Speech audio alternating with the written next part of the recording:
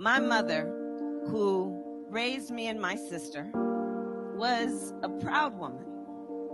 She was a brown woman. She was a woman with a heavy accent. And her mother, Shamla Gopalan, was also the biggest influence in Kamala Harris's life.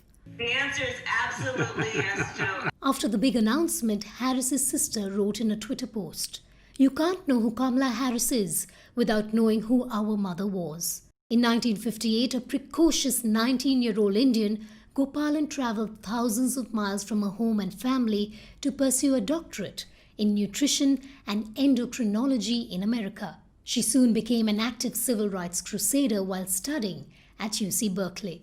But once she went there, she almost felt free.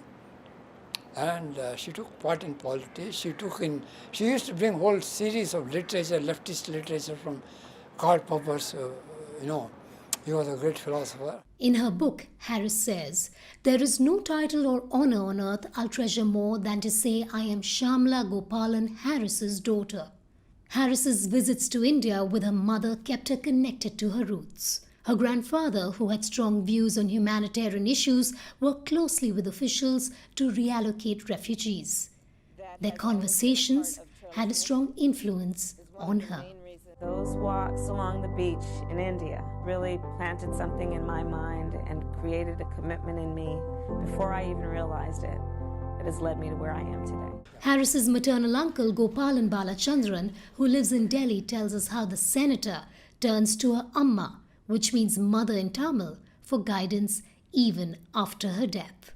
I don't have to tell her, make your mother proud. She said, what are you telling me? Everything that I do, I ask myself, would Amma approve of this?